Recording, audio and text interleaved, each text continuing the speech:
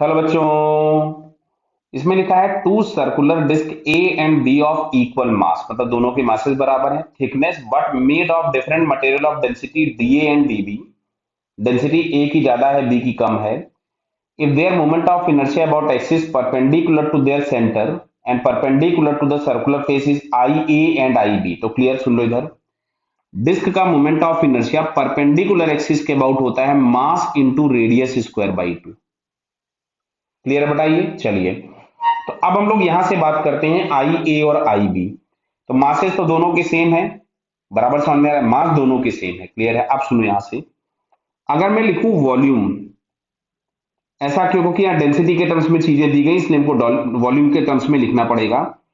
तो वॉल इसमें हम लोगों को लिखना होगा, वॉल्यूम हम लोगों के पास आ जाएगा पाई आर स्क्वायर इंटू थिकनेस। अच्छा, थिकनेस सबकी सेम दी गई है, और मास अगर हम लोग लिखेंगे तो लिखोगे pi r square into thickness into density. Clear है। तो सुनना बात को ध्यान से, थिकनेस सेम है, पाई सेम है, तो जिसकी डेंसिटी ज्यादा होगी उसकी हमको रेडियस कम करनी पड़ेगी, क्योंकि मासेस दोनों क्या है, बराबर। क्या ये बात समझ में हमको आई?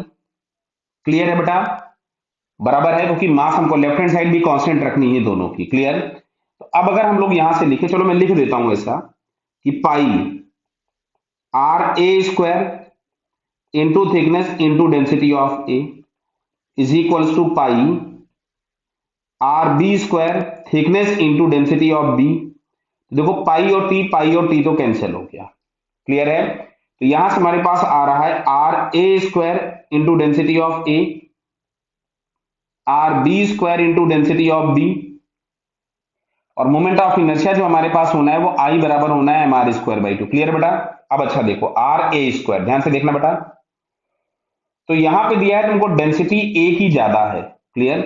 तो अगर ए की डेंसिटी ज्यादा है तो बेटा ए की रेडियस कम होगी, और जिसकी रेडियस कम हो जाएगी उसका मोमेंट ऑफ इनर्शिया कम हो जाएगा।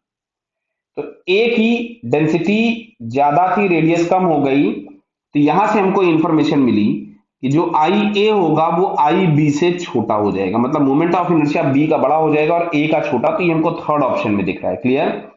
So it's third answer is correct. Okay बेटा, ऑल द बेस्ट।